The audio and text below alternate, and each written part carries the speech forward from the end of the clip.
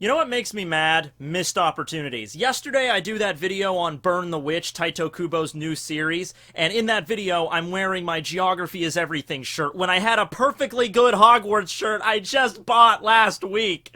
And so what am I gonna do? Wear the same shirt 2 videos in a row? That's just weird, dude. Also, it's in the washer right now, so we're doing the Hogwarts shirt for the Geography is Everything video. I also got this neat little globe and this pen. I use this pen not just to take notes about all my One Piece fanfiction, but also to use this end to club people over the head that do not understand the simple truth of this world, in that geography is...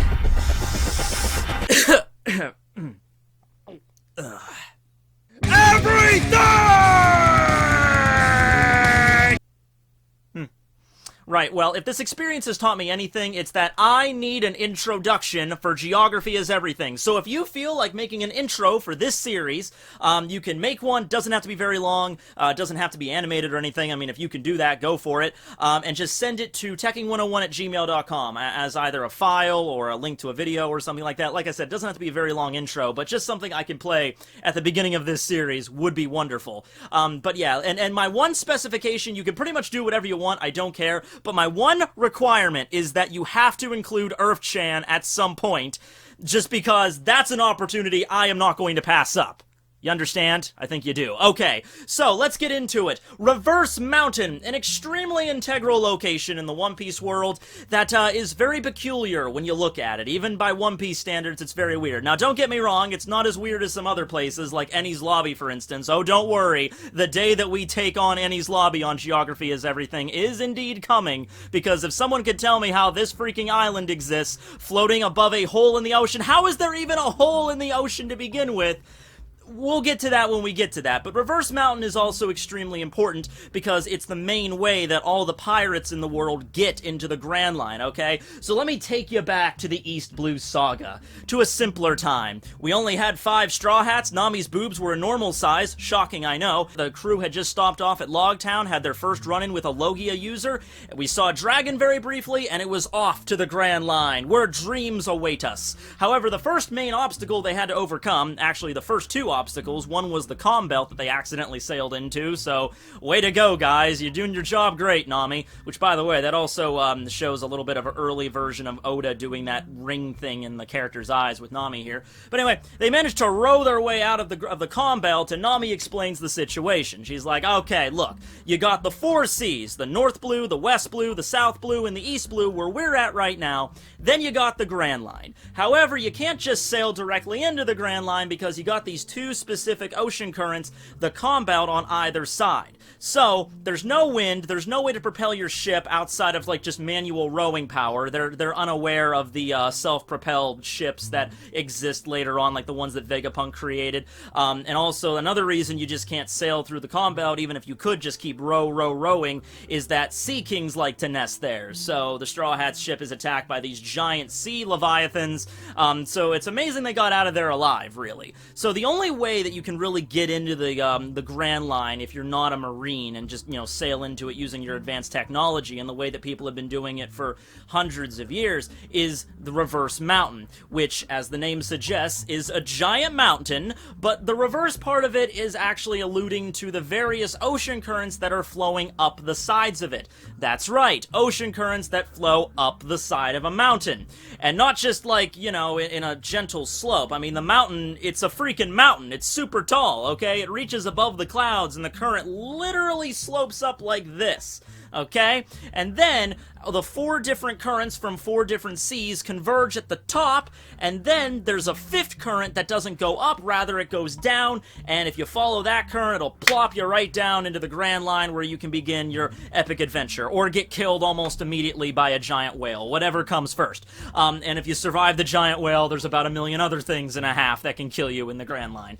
So, yeah. Now, here's the thing. I love this scene. Even back when I was watching it for the first time in my life, which was the 4Kids dub. And by the way, they had to change a lot of shit when they got to Reverse Mountain in the 4Kids dub. One of which is that they completely wrote out Crocus and Lagoon, so they had to write in a way that, like, oh yeah, Yasopp left Usopp the log pose, and he just had it in his pocket and forgot about it this entire time. That also seems to imply that Yasopp figured that Usopp was going to grow up and become a pirate when he was like a baby when he left, but okay, fine. And then Usopp just forgets he had it. And then they wrote in another thing where it's like Zeph actually sat Sanji down and explained to him how to use the compass, which was something else also explained by Crocus. But yeah, even back when I was watching that for the first time, I didn't really know how bastardized it was, how much they changed everything. But I love the concept of Reverse Mountain, this natural phenomenon that just exists, and you can, like, you have to sail up the side of it, and so many people have died attempting this. It's really risky because, you know, the current sucks you in. It's not just like a gentle thing that you just sail up the mountain. No, you get close to that thing, it pulls you in like a magnet, you're sucked into that current. And if your ship isn't lined up perfectly, you're gonna smash right against the freaking rocks, and you're gonna die just like that. And the current is too strong. Even if you're not a Devil Fruit user, there's no way you can swim out of that. You're just gonna crack your skull open and die. So, I love the concept of this, though, like the 4 streams going up and then converging at the apex and then going right down into the Grand Line. And of course, there's the really epic scene where the Straw Hats are descending and they're remembering all of their dreams and all the stuff they want to accomplish in the Grand Line. But let's actually look at the geography of this, because it's a little weird, okay? So, here's an idea. I think Reverse Mountain is, at least in some way, shape, or form, manufactured by some ancient people in the One Piece world at some point, okay? And I have a few reasons to stipulate this, why this isn't just a natural occurring thing, okay? First thing, we have these weird arch things that looked like they were carved by, like, some really old, like, tribes people or something. It honestly reminds me of some Native American artwork, or sculptures of the like. These things are found at the entrance of Reverse Mountain in the East Blue. I'm going to assume you could also find these exact same archways in the North, West, and South Blues as well. This is not the area where you can just build these things, so it might have been done by fishmen or something, because that's really the only people. Like, that's basically the same way how the gates of justice were constructed. Like, how do you build a giant gate the size of a skyscraper in the middle of the ocean? You know? So I'm thinking it might have been manufactured in some way like this to allow people to enter the Grand Line. Because another reason is that there is a specific current for each ocean. Does anyone else find that weird? You know, that there's this perfect mountain right there on the equator of the planet, and there's one waterway for each particular sea that can flow up it. It would be one thing if it was just like, okay, there's this mountain, and yeah, there's a current you can sail your ship up and it plops you down, but 4 currents all exactly in the 4 oceans, gaining access to all 4 seas, and then a 5th current that just specifically drops you down into the Grand Line, a place where under normal circumstances you couldn't gain access to. Am I the only one that sees this as sort of like someone testing the pirates of the world? You know, like this is what you would do, is like we want you to get into the Grand Line. We want you to do something for the future generations. However, we have to test your mettle. We have to make sure you're worthy enough to actually handle this ocean. So we're going to set up Reverse Mountain as that test, where you need to have a great navigator, you have to have a pretty solid ship, you gotta have a good helmsman, you have to have a good way of handling the ocean to sail up this freaking mountain, get to the top, and then sail down into the Grand Line. That's just step 1. That's like a tutorial for the Grand Line, alright? It really does seem like that. Now, you could also say that Oda just did this for thematics, you know, just to be really cool. Like, alright, well, how are they gonna get into the Grand Line? Alright, well, a giant mountain that has ocean currents flowing up the side. Don't say that every day, do you, kids? So, yeah, but considering from what we find out later on in the One Piece story, how the Void Century is going to be very integral, and how All these fantastical things were built, like Impel Down, which is an entire prison that's built on the seafloor. As I mentioned, the Gates of Justice, which are these giant steel gates built right in the middle of the freaking ocean that actually upset and change the currents at will. Ennie's Lobby, which how does that place even exist? Marie Joie in and of itself, you know, all these things that exist in the world that seems impossible. They're very obviously human constructs, like the Gates of Justice obviously were built by man, but how were they built? So, you can't tell me that it's not impossible that when we find out about the Void Century, there might have been a tribe of people, maybe it was the D Clan or whatever, at some point that wanted to, you know, that could shape the very nature of the planet. Maybe it wasn't the will of D. Maybe it was the precursors to the world government. Maybe they had some kind of power that allowed them to do that. One of the first time I ever used the term geography is everything when I was talking about the world government and their position in the Holy Land, which is on top of the Red Line.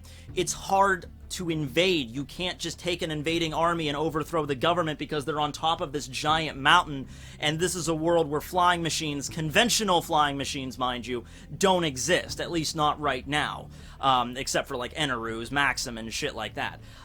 So geography plays a big part there, but maybe they could have done other things to maybe shape the world to their liking. Maybe we'll find out something like that. So, yes, 5 currents that flow up the mountain, and then a 5th current that takes you down. I thought it was going to be kind of hard to change the course of your ship once you get up to the top of the mountain. How are you going to get down into that 5th one? Because you have 4 currents converging all at once at the top. It would just be like a constant explosion of water going off. These high-speed currents just plowing into each other constantly. But the way it's portrayed in the anime and in the manga is they just kind of sail up the current, and then like just toboggan down the 5th current. So whatever. Anyway, talking about the actual geography of the base of the mountain, as I said, you have those weird arches that were built or were carved by some ancient people, but on the side that actually enters the Grand Line, you have the Twin Capes. So you're going down that 5th current, you got obviously 2 sides of the shore of the reverse mountain on either side right before you enter the Grand Line. Both of those have a lighthouse on it, and one of those lighthouses has a house, you know, a keeper and everything, and his name is Crocus, who used to be a member of the Roger Pirates. He was the doctor of the crew. And he only sailed with the Roger Pirates during their last adventure, their last voyage. Roger had a lot of other adventures beyond just the one that made him famous as the king of the pirates, but his health was waning in his later years, and so they brought Crocus on when he was a younger man in order to keep him healthy enough to reach the end of the Grand Line, which he did. After that, the Roger Pirates disbanded, and Crocus went back to his home at the Twin Capes, where he was caring for Lagoon, a mountain whale that was left behind by the Rumbar Pirates even before Crocus met Roger 50 years ago during the time when Brooke and the Rumbar Pirates and Yorkie, they all arrived and they left Lagoon there so they could sail, but they ended up dying. And of course, Brooke's dream is to one day reunite with the giant lovable whale Lagoon. However, he has sort of an issue, and the issue is literally waiting in front of the current, so any pirate ship that comes down runs the risk of plowing into him. Now, the Straw Hats managed to avoid this because of Luffy's quick thinking, where he shot a cannon and dispersed the impact, but let's think about this for a second. Who's to bet that a lot of those stories of ships failing to reach the Grand Line, I mean, I'm sure some of them crashed into the side of the Red Line, or they messed up the current when they were rising up and, you know, crashed and died, but how many of those ships do you think accidentally smashed into Lagoon when they were coming down on that 5th current at like 200 miles an hour? Yeah, I think Lagoon might be responsible for a few of their deaths. What's also funny is we know that all of the supernovas had to arrive in the Grand Line in the same way, and yet none of them, I guess, like, Crocus was kind of surprised when he ran into the Straw Hats, when Lagoon swallowed them, and they're like, oh, pirates, huh? Okay, well, if you want out, there's the door. So, did Kid, or Beige, or Hawkins, or Apu, or Bonnie, did they run into Lagoon when they were coming down, or they just not care? I mean, it's all happen, chance, and luck. I mean, Lagoon could have been sleeping, or he could have been like whatever, or they could have seen him and they could have just thought, oh, screw it, let's get away from here, giant whale monster, let's just sail away. Maybe the Straw Hats were just unlucky in actually getting swallowed by Lagoon. But yeah, Lagoon is relatively harmless. He won't actually, he's a docile creature. It's just that he's so freaking huge that, you know, people can crash into him and he wouldn't even know what's going on. In fact, it took Luffy punching this thing in the eye before it even realized they were there. So, And then Crocus is, of course, Lagoon's doctor, because Lagoon has a habit of crashing into the Red Line constantly, trying to destroy it so he can, you know, reunite with his friends. So his, you know, head is all scarred up. However, ever since he met Luffy and Luffy painted the Jolly Roger on him, Lagoon has prevented his, you know, smashing in order to keep that the same. So that's pretty cool there, that Lagoon is no longer in a state of absolute pain and misery. And Crocus is a good doctor, so that's why he had to go into the whale itself and modify everything so he could actually treat it from the inside out. Pretty cool doctor, I must say. Now, here's the thing, though. There's been a lot of theories. This is not mine. I just want to bring that up. This is not my theory, but there's been a lot of theories that at some point near the end of One Piece, the Red Line, or specifically Reverse Mountain, is going to be destroyed. That's something that's been out for a while, for a few reasons. Number one, well, let's say the Straw Hats finally make it to the end of the Grand Line, right? And they're at, like, the opposite end of the mountain, right? Because there's no current that's on the opposite side of the Grand Line. So how exactly would Brook get to meet Lagoon if there's this giant mountain in the way for them to have no way of sailing the ship up? So it would make way more sense for if the Reverse Mountain was just destroyed or it collapsed in and of itself or something, then there you go, it's a clear shot for Brook to be reunited with his whale buddy. Also, this kind of ties into Sanji's dream, because Sanji's dream is to find the All Blue, the mythical sea that has all the ocean currents, all the fish from all different seas in one place. Which is weird, because the two places in this world that it could only possibly exist are Reverse Mountain and Fishman Island. Because these are the only intersection points. So, like, for Fishman Island, it's underwater, but then you have Fishman Island, the Grand Line here, then you have east, south, north, and west blues for the currents to all converge. And it's funny, because when Sanji did go to Fishman Island, he mentioned, I found the All Blue at last! But not because of the ocean currents or the fish or of all the world or anything, but because of mermaid boobies, which I think is still an appropriate definition of this mythical sea, right? But the other place that it could only possibly exist is Reverse Mountain. So if Reverse Mountain, there's been some theories that maybe it's under Reverse Mountain, but I think it would make more sense, because the mountain is kind of already unstable, it's already kind of fractured, so it might not be impossible that there might be some kind of device or something to cause it to detonate, to destroy the damn thing, and then it just leaves a gap, and then boom, the currents from all the seas converge at this one point, and then you have the All Blue, G. Also, you have the whole thing with Brook and Lagoon. So, yeah, looking at it like that, with the way that the mountain is fractured and how it might have been manufactured artificially by humans of like 1,000 years ago, and the All Blue and Lagoon, I think it's entirely likely that Reverse Mountain might be destroyed by the end of One Piece. I don't think that's really a far out there theory to think that.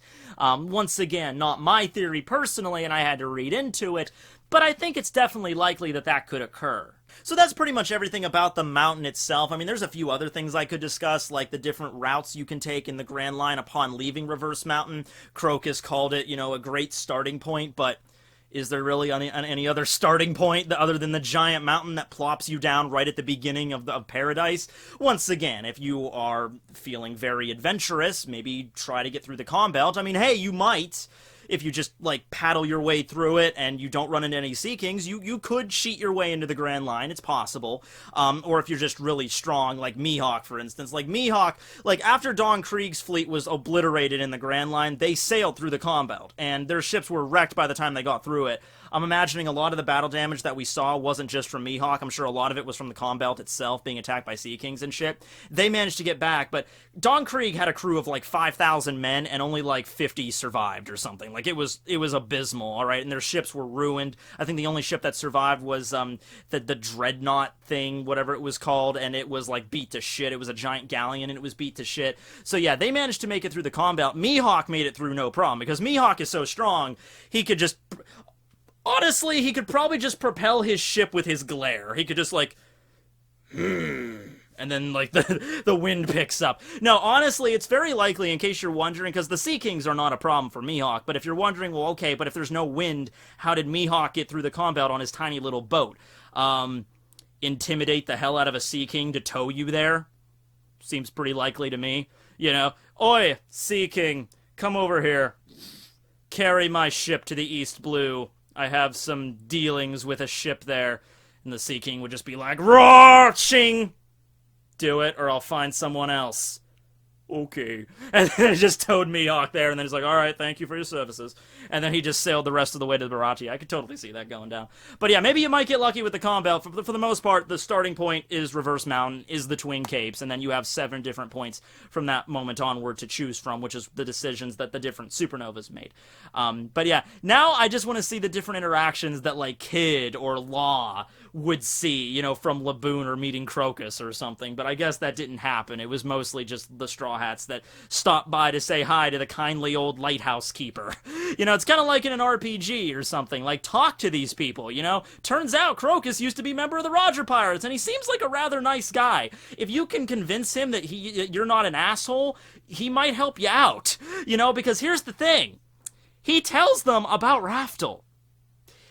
Raftel is kind of like a mythical island, but, you know, Crocus has been there, so he knows it's not a myth.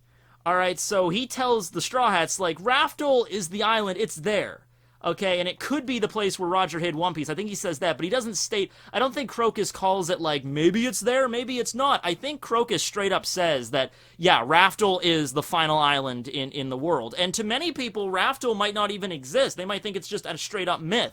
But Crocus tells them, oh, no, it's there. It's there. Maybe that's where Roger hid the One Piece, maybe it's not, I don't know, but it's there. I'm pretty sure that's what he says. Maybe I'm wrong, but I'm pretty sure. So, yeah, if all the supernovas actually is like, hey, you're an old man, what's going on here? It's like, oh, yeah, Raftel, it's real. Oh, really? Yeah, you can go there and hang out.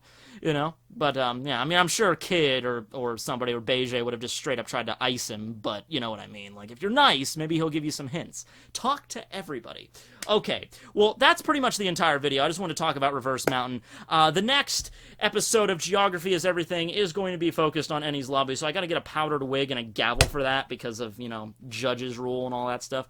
But anyway, thanks for watching, everyone. And if you're interested in a globe pen, I bought this at Dollar Tree where I work. I put them out today. It's a new product, so stop by your local Dollar Tree. Maybe they'll have these, maybe they won't, but if you want one, there you go. And also, I'm in the market for an intro, so if you want to send me an intro, Tekking101@gmail.com. I'll just throw it in the description there. And the one that gets selected, like, I'll pay you if it looks like, oh, this is the one I'm going to use. Like, I'll pay you for your efforts and all that stuff. So thank you for watching, everyone. Tekking signing out. Also, really don't forget about Earth-chan. Take a bullet for that kawaii princess.